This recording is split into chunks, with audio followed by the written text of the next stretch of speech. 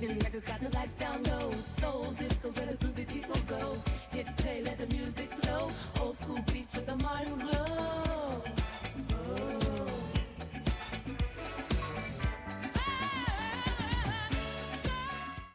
Hello everybody and a very warm welcome back to the first episode of Hidden Jewels of Soul and Disco in 2025. I do hope you're doing absolutely fantastic. In this week's episode we are featuring the Diplomats, aka Skull Snaps.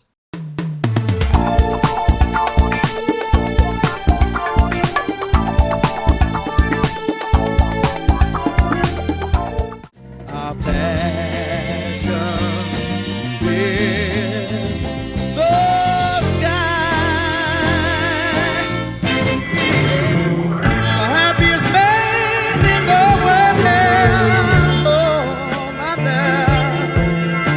You're such a woman. All the hope is lost. Sometimes, oh, you can be the boss. Please don't let it go. Now, legendary group, especially in hip-hop music, the Skull Snaps, emerged from a different group, and this was called the Diplomats. But who were the Diplomats and what's their story?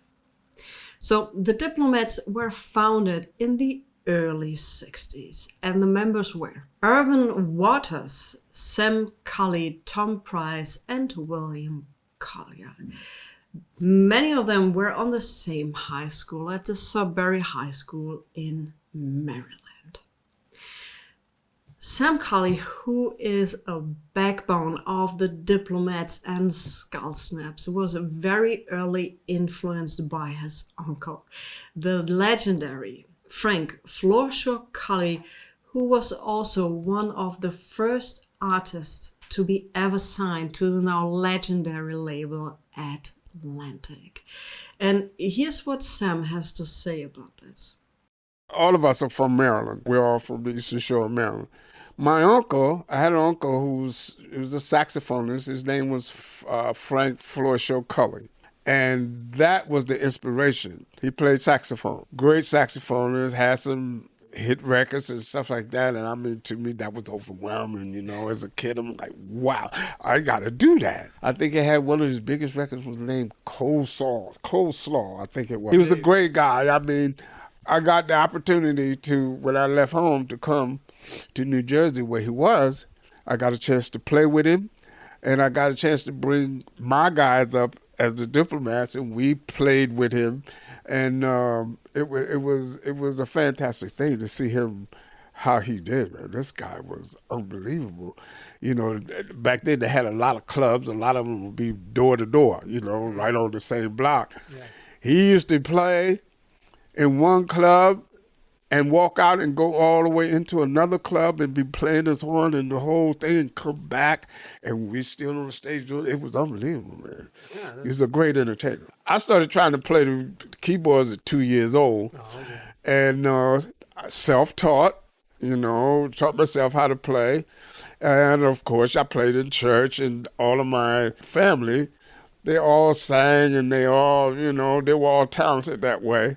That Diplomat sound that you hear, that came from being in church. It also came from us being in glee clubs in school. Yeah, okay. So that's why you have that sound, that you're strong and tight harmony, you know. So that was it. I mean, most guys were out hanging out on a Saturday night. We would all be in a car somewhere trying to sing those close harmony things, you know.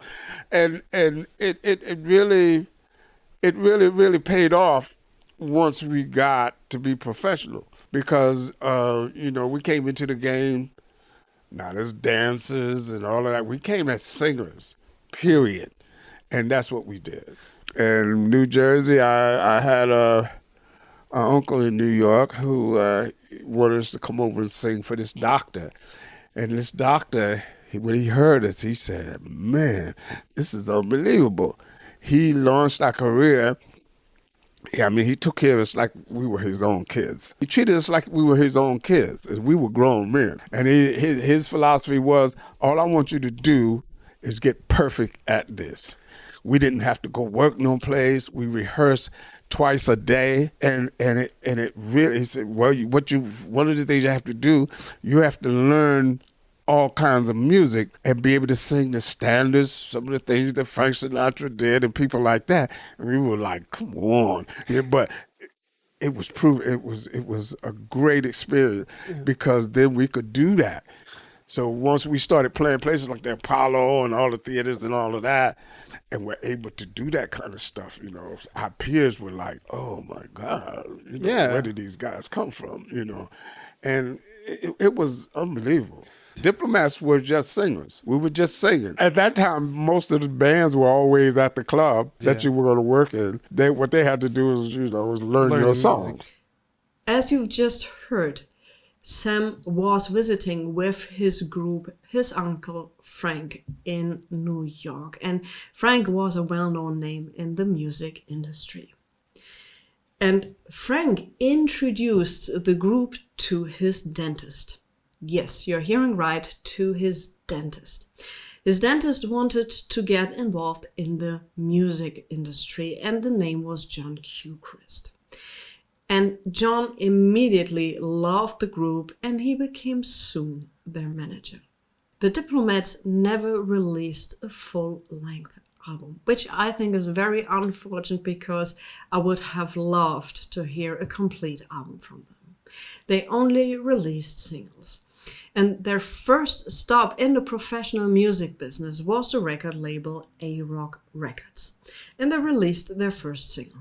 And this was Cards on the Table, and on the B-side we have Unchanged Melody in 1963.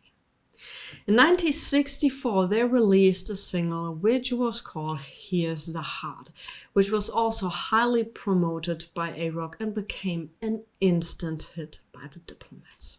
Our first record, Here's a Heart, well, that really was the first record. We did Unchained Melody, and once we ran into guys like Van McCoy, and we did Here's a Heart, that was a big record for us, and worldwide. Unfortunately, A-Rock was very limited in their ability to promote artists. Therefore, their manager, John Gilchrist, made a deal with Wand Records in hope to have a larger way of distribution and marketing the group. And one of their singles from Wand Records was Love Ain't What It Used to Be, and on the B-side we have I've Got a Feeling. I also want to mention that on Wand Records, they worked together with the legendary Van McCoy, who later on became a 70s icon. Wand had an issue, like many labels we've discussed before. Wand had superstars, and if you are a large or a bigger record company, you tend to give all your financial resources to your superstars, like, for example, Maxine Brown. So once again, the Diplomats had a problem. They were good, they had great material, but they couldn't bring the message out there because promotion was not given to them. So therefore, they once again changed label and went to Minute. And it's heard to be said that they only stayed a minute because they only released one single on Minute, and it was called Honest to Goodness and Don't Bug Me in 1966.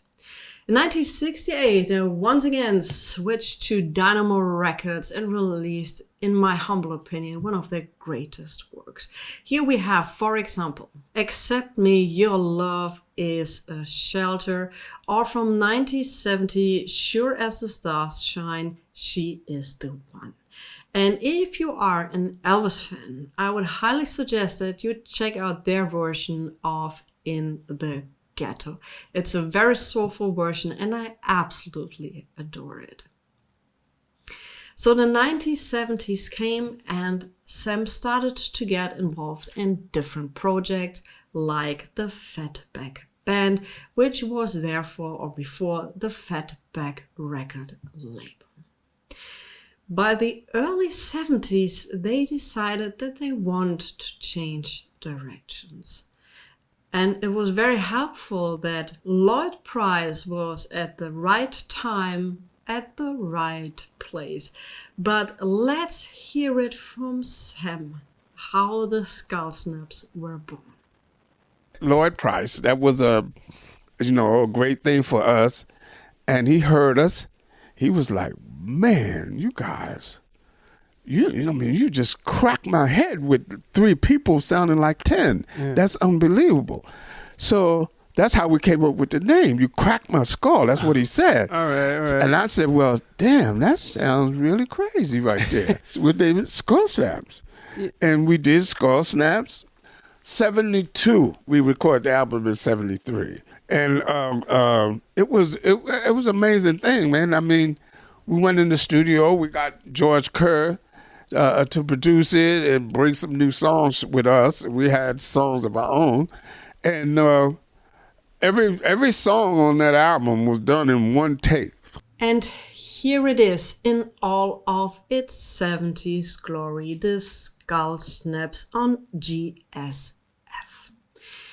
What was very interesting about the album is the cover art. If you see that album, you wouldn't think, oh, that must be a soul record. No, the intention was to make it not known who were the artists, and so to have it with skeletons on, to appeal the rock fans to, buy this album. They would take it home, listen it, and say, hey, it's not rock, but I love it anyway. So when this album was starting to get buzz, GSF filed for bankruptcy. And that was the end of the story from the Skull Snaps. But there's also one point I want to point out at that time is that George Kerr, who was the producer of that album, has a quite different memory of the recording process. And for me, it's always very important to show both sides of the story. Therefore, I included that clip with George himself, so he tells you the story of how he remembers the recording of the album.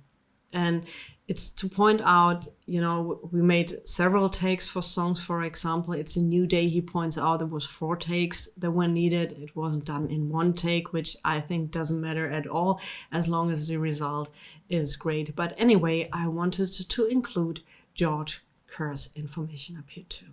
Well, I was recording the Whatnots on this label, GSF. And my friend Lloyd Price came to me and said he had this group and he wanted me to produce them. And I think it was the Diplomats. The name of the group was the Diplomats. Right. And I told him that I would do it. And he also had a skit. He said, I'm going to name them the Skull Snaps. And I said, you're going to name them what? He said, the Skull Snaps. And then he showed me a drawing of these skulls with the little bones going one way and going the other. I says, Lord, what are you talking about? He said, I just got this concept in my head. That's what I'm going to name them. And I said, okay. So what I did was took them in the studio. And Lord had about 4 songs that they had done.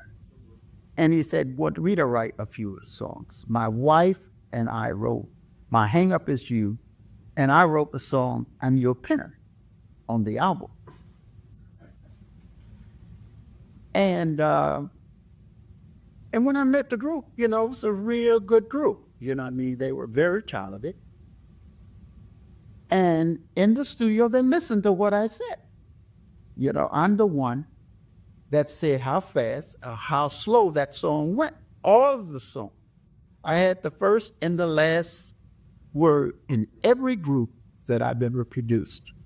Do you remember how many times you guys had to record It's a New Day before you had the tape that we hear on the record? Yeah, I say about 4 times, about 4 times. And what are you doing each take?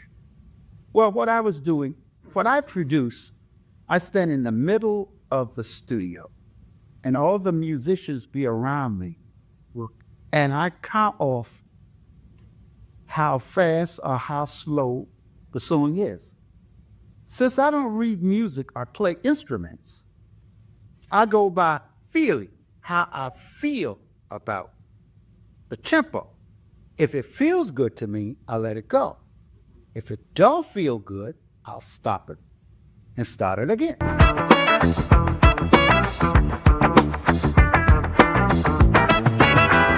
All these Skull Snap things were coming at us because they were aware who we were.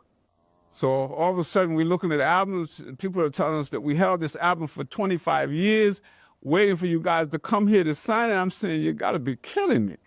But it was the original album, which you pay about $400 for it right now. It's once again that time in the video where we talk about pricing. If you want to have an original copy of Skull Snaps, and you've heard it in the video where also Sam is saying it's a collector's item and it's $400 at least, well, that was in 2005.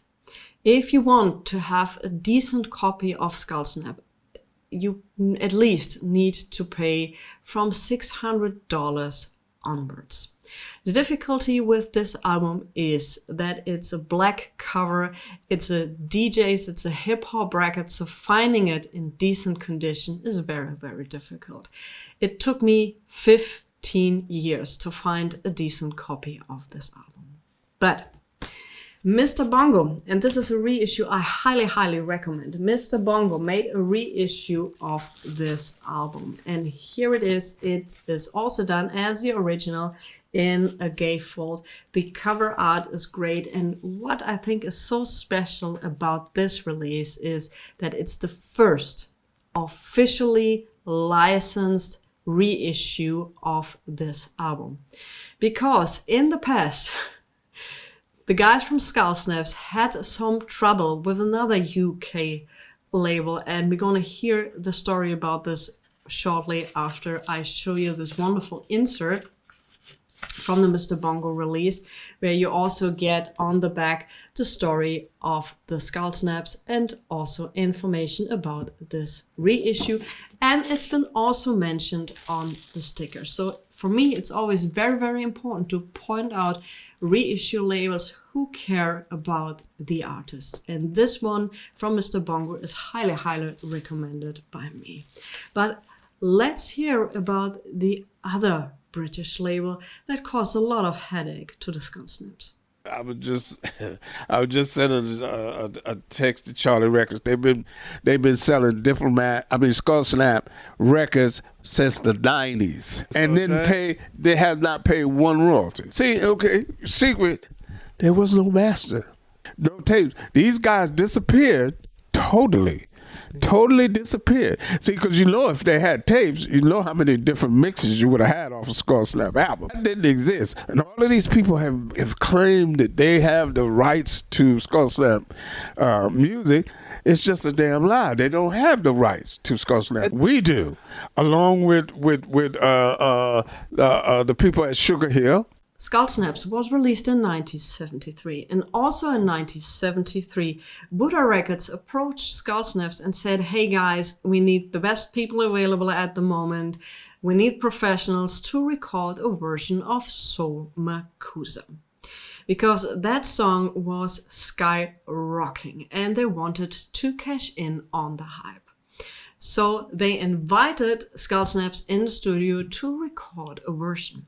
At that time, Skull Snaps was signed as Skull Snaps to the GSF label, so they couldn't come over to a different label and record with the same name.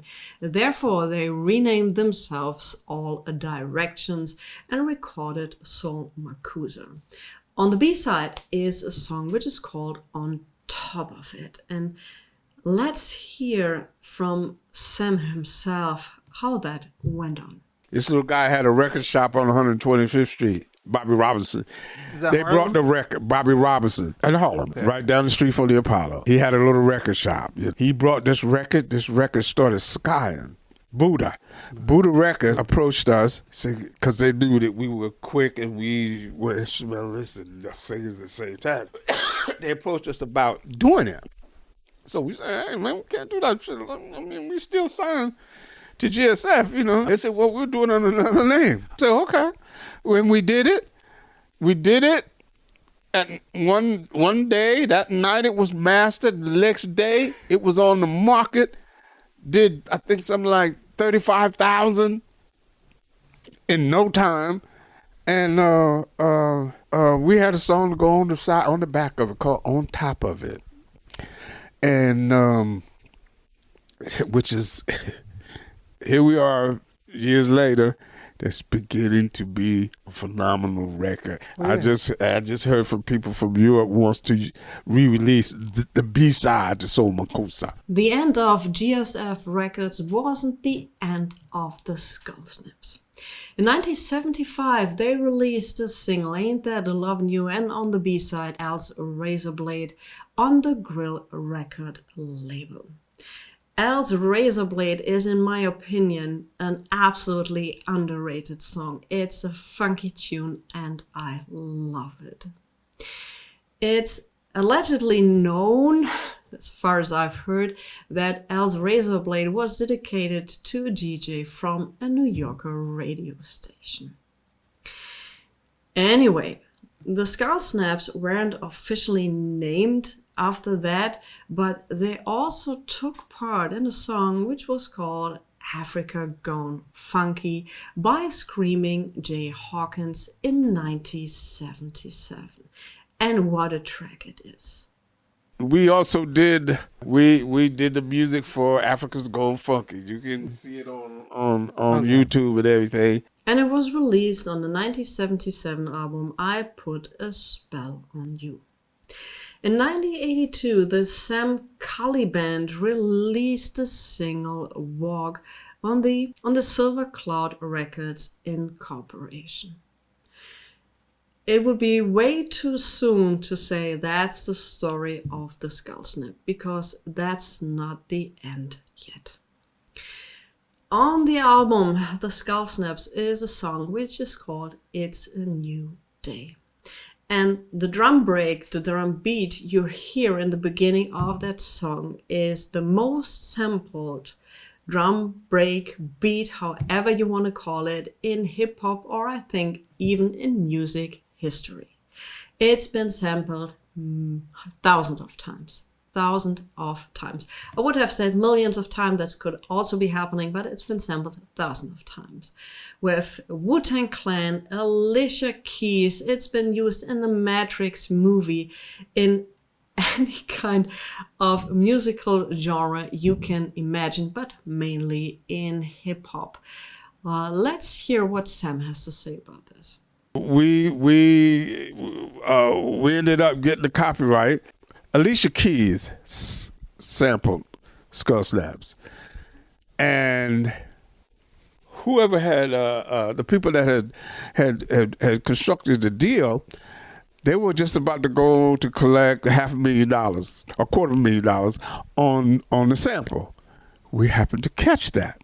We caught that and reversed that action, you know, and in doing that, we were able to copyright the music and ended up being ours. Skull Snap is still being sampled every day. That same damn beat is still being sampled. It's a fight for loyalties if someone is using your original work. And from a legal perspective, I know it's difficult. So people tend to give millions to lawyers instead of solving the problem. But, you know, from a human perspective, if somebody creates something and you inspire yourself from this work, or you take parts of it and use it for your own work, at least there should be some kind of compensation for the people who created it in the first place. And it doesn't matter if it's 70 years ago or 100 years ago. It's not fair to the people who did the original work. yeah, that's the story of the Diplomats, aka the Skull Snaps. I hope you enjoyed this episode. And also, I highly suggest that you check out the playlist appearing here, and I catch you on the next one.